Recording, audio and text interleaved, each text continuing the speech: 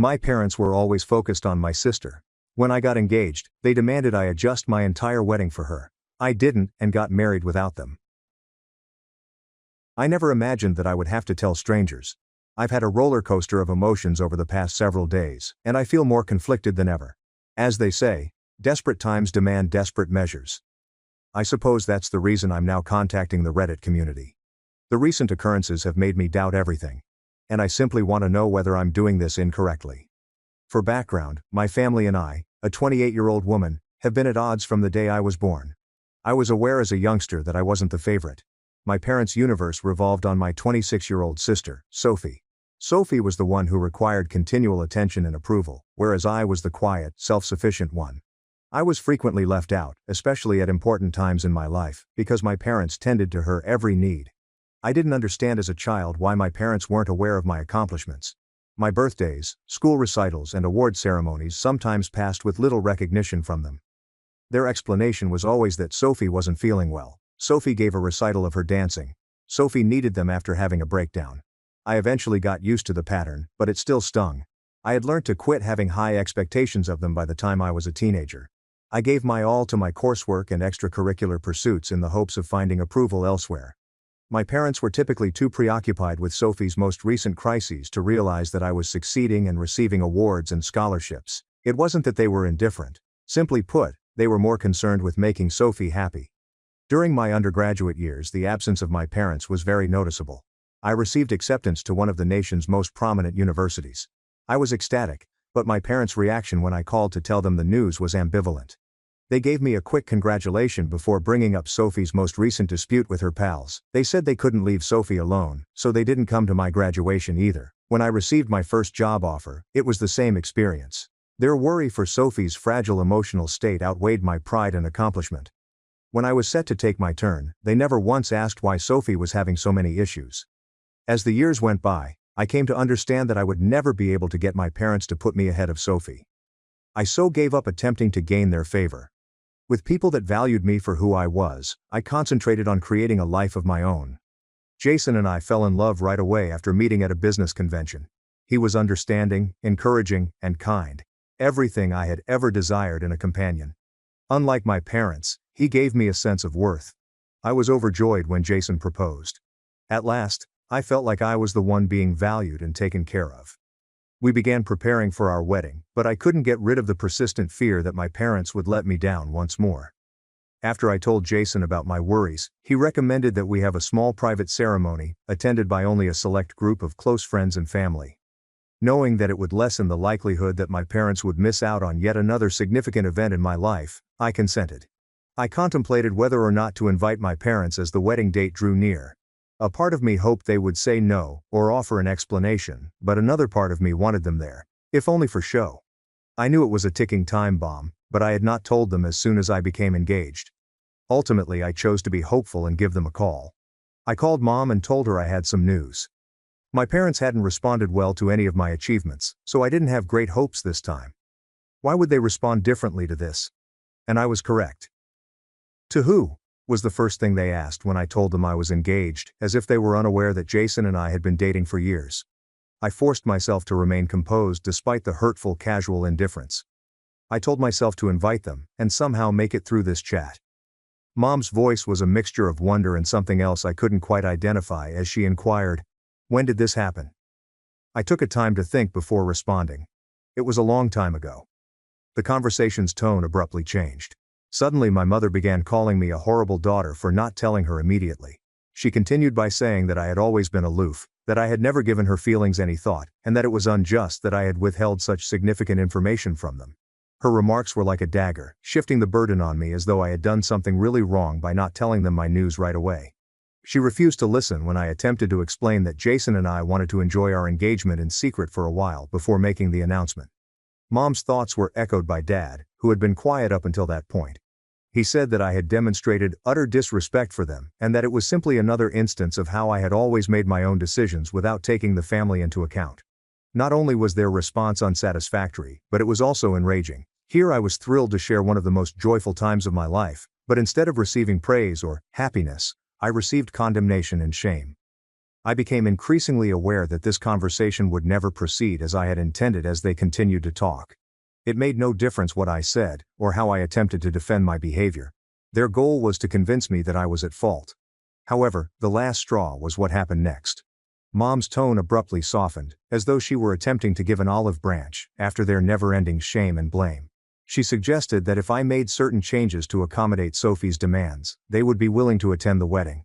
The words lingered in the air, laden with the suggestion that, once more, the most significant events in my life had to be rewritten to fit my sister.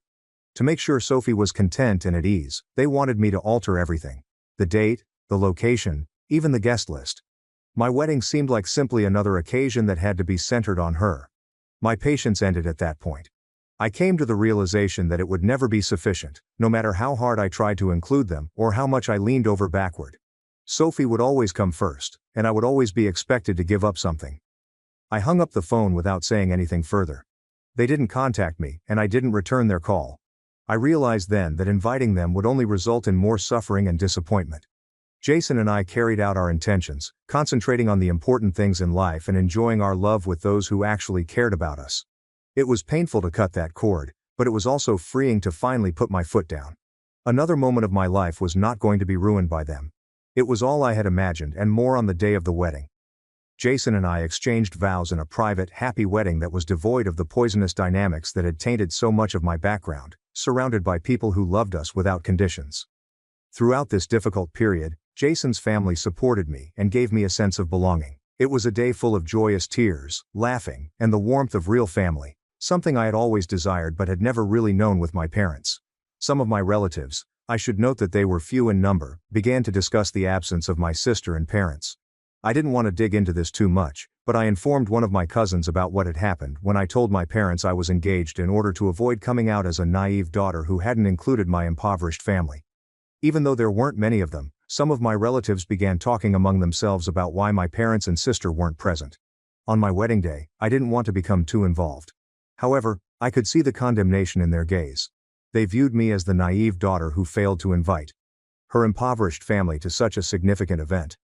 I chose to confide in one of my relatives, who came up to me with a worried expression, in order to dispel that perception and correct the record. I told her about my parents' icy response when I told them I was engaged, their unwillingness to come unless everything was customized for Sophie, and the last exchange that ended with me hanging up the phone. I described how I'd reached a breaking point due to their demands, and had no alternative but to proceed without them. Her look changed from one of anxiety to one of comprehension as I spoke. She nodded slowly, understanding that this was the result of years of emotional manipulation and favoritism, rather than just a daughter ignoring her parents. The tale quickly spread among the visitors, and the whispers eventually evolved into sympathetic and encouraging murmurs. The story had evolved by the end of the day. Rather than being viewed as the daughter who abandoned her family, I was acknowledged as someone who had at last advocated for herself. Although it wasn't how I had imagined my wedding day to go, it was an essential step in getting my life and happiness back. Word of my parents' disappearance soon circulated across our extended family following the wedding. There were more than a few murmurs. Gossip spread like wildfire, rekindling long-standing suspicions. My parents' obvious negligence was being publicly criticized by relatives who had previously presumed partiality. What had previously been a closely kept secret inside our immediate family was suddenly publicly visible. The people my parents had worked so hard to please were now scrutinizing and criticizing them for maintaining their image as the ideal loving parents. The calls and texts quickly began to pour in. My parents were furious because the rest of the family was embarrassing them, not because they had missed my wedding. I had never heard them speak in such a frantic manner. A mixture of outrage and fury filled the air. They were rushing to defend their behavior, attempting to place the responsibility on me as though I had harmed them. They asserted that it was my duty to ensure Sophie was at ease and content during my wedding and that I ought to have been more considerate of her needs. They claimed that I had failed them by not caving in to their requests and going above and above to make sure their golden girl was happy. Their logic was almost comical in its boldness. Their insistence that I had stoked a breach in the family by holding the wedding without them, however, was what really got to me. They employed every strategy they could think of, including deception, guilt, tripping, and even bringing up unrelated prior issues. They wanted me to believe that I was the one who had split the family apart and that it was cruel and self-centered of me to put my happiness first. Their statements didn't have the same impact this time though. I had changed from being that little child who would stop at nothing to get their favor. I had had enough of feeling bad about wanting to be treated as respectfully and thoughtfully as Sophie. I held my ground for once. I resisted allowing them to change the story such that I was the antagonist in my own tale. I was happy that my parents didn't interfere with my wedding day, which was meant to be a celebration of my love for Jason. It was a day full of happiness, love, and laughing. Regardless of their absence, it was a day I will always treasure. What do you think, Reddit? Ida for ignoring their golden daughter's requests and for moving on with my wedding without inviting my parents. 1 update. I appreciate all of your generous remarks and unwavering support. It has been enlightening and consoling to read your answers. Although I've always known that Sophie was preferred by my parents, it has given me greater confidence in my choice to have so many others agree with me. Since several of you have inquired about Sophie and the reasons behind my parents' constant attention to her, I wanted to provide a little additional backstory. Sophie had certain emotional and behavioral problems as a child that needed a lot of care. My parents tried their best to make her life simpler since they were always concerned about her. They defended their partiality by claiming that because I was the strong one who could manage things alone, Sophie needed them more than I did. But as we grew older, it became evident that Sophie wasn't actually helped by my parents' strategy. Rather, it made her a person who thought everything should center around her. She has never been able to stay employed for more than a few months at a time and has a history of unsuccessful relationships. My parents have never held her responsible for her behavior and still rescue her from any predicament. I made an effort to comprehend their viewpoint for years. I convinced myself that my parents' intense attention to Sophie was a result of her difficulties rather than a decision. She never learned how to stand on her own 2 feet since my parents were always there to catch her when she tripped. She has been raised with the belief that she would always have someone to clean up her mess, and they have never held her responsible for her behavior. On the other hand, and I don't want to boast, I've put a lot of effort into creating a secure existence for myself. I worked several jobs to support myself while attending college. Even when I was having financial difficulties, I never asked my parents for anything. That, I believe, contributes to their lack of regard for me as a priority. Sophie needs them. More than I have ever needed them. They thus believe I'll be all right without them. They see me as the one who is in control and doesn't require the same amount of assistance. They fail to see, however, that everyone needs love and care, even the strongest people. Sophie texted me after the wedding to let me know she was upset. She felt left out of the wedding celebration since I didn't invite her. I almost laughed at the irony of it all. She was acting like the victim once more, as though she was the main focus of the wedding. I was tempted to reply with an explanation of my decision-making process. But I refrained. Right now, I don't have the energy to put up with her selfishness. She has always been the center of attention, and I'm sick of having to accommodate all of her demands. Throughout it all, Jason has been really helpful. He is always telling me that I don't need to justify myself to anybody, especially those who have consistently placed me last. I'm very thankful to have him at my side during this time, and his words have been a continual source of solace. I haven't replied to my parents' messages or voicemails, but they have persisted in reaching out. I feel guilty every time my phone buzzes, but I remind myself that this is my time. I'm taking some time to concentrate on my new marriage and myself. I'm thrilled to begin this new chapter of my life free from the lingering shadow of my parents' partiality, and Jason and I are organizing a modest retreat, just the 2 of us, away from all the turmoil. The entire situation has served as a wake-up call. I have come to the realization that I cannot continue to compromise my pleasure in order to please people, particularly those who do not respect me as I should. I'm learning to prioritize my own needs, create boundaries, and ultimately put myself first.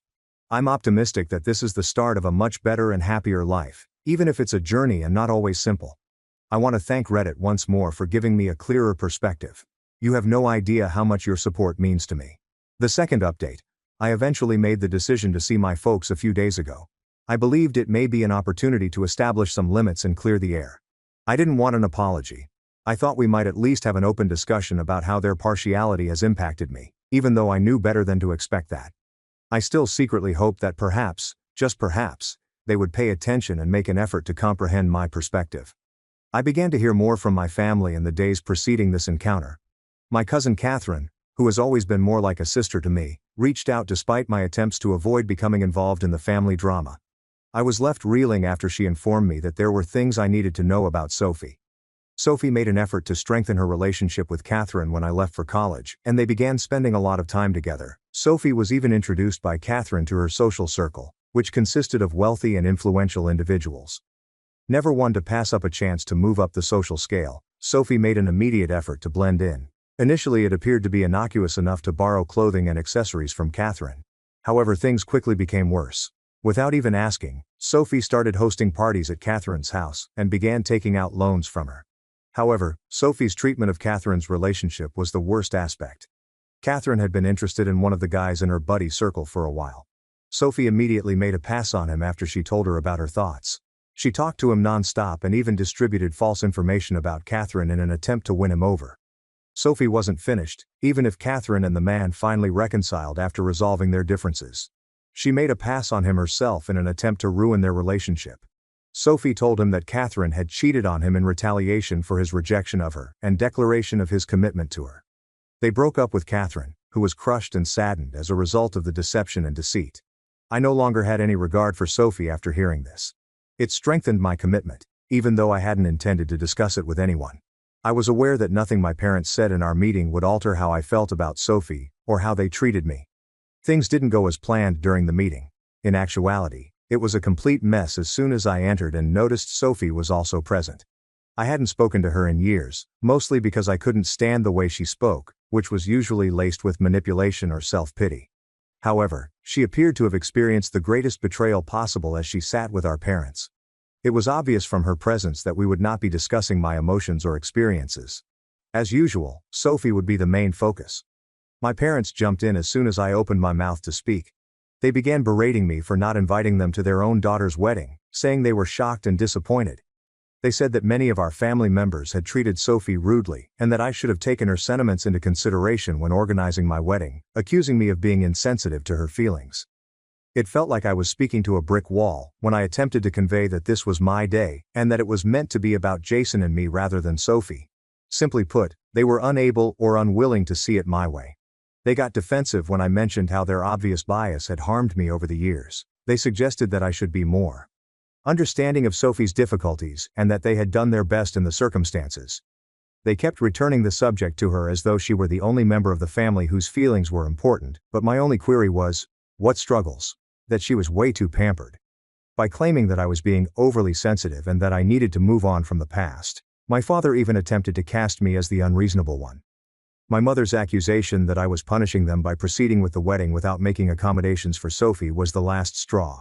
She suggested that I had driven them away by not delaying the wedding until after Sophie was more stable. Sophie said that she had been severely affected by my actions, and that I had purposefully left her out of the wedding in order to cause her pain. If her dramatic displays of betrayal and crocodile tears weren't so annoying, they would almost be funny. At that point, I broke. I informed my parents of what Catherine had told me about Sophie's actions, including how she had deceived our cousin, propagated false information, and ruined relationships out of pure greed. I realize I could come out as snitching, but I had had enough of their long-winded justifications for Sophie's actions. I wanted them to know the truth about their golden kid for once. In stunned silence, my parents listened. Sophie appeared somewhat ashamed as well, although it was short-lived. They began to settle down after a short while, as though they were truly taking in what I had said. However, they shifted the responsibility back to Catherine and myself, just as I believed I might have reached them. They charged us with plotting Sophie's downfall and attempting to incite the family against her. They insisted that Catherine and I were only envious and resentful of Sophie's unique needs and refused to accept that Sophie could be capable of such things. The weight of all the years I had spent feeling ignored and unheard by my parents struck me hard at that very moment. Something inside of me changed as I sat there listening to their weak defenses and their persistent insistence that I put Sophie's needs ahead of my own. I was able to view the issue clearly, as if a cloud had lifted. They would never recognize me for who I really was or value the work I had done to establish a life of my own, regardless of what I said or did. It was a freeing and terrible epiphany. I had devoted so much of my life to winning their acceptance in the hopes that they would eventually see my value. However, I realized then that I couldn't alter their partiality. It had nothing to do with me or anything I had done.